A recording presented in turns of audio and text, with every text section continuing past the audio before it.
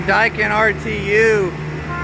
It was having a lot of issues with keeping up with the space, and it's had issues for a little while now, and we've been trying to go through it and figure it out. I finally came out myself and was looking through it, and somebody had programmed it wasn't us. We just recently acquired this account not long ago.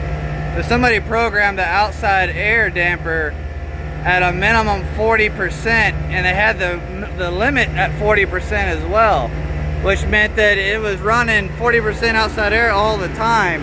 Well, it just had this whole system just completely overloaded, because it's like 100 degrees right now. Our return air was doing, dang near, it was up close to 90. Well, I got that set point adjusted, and now we got down to 75, and it's pulling the space down. So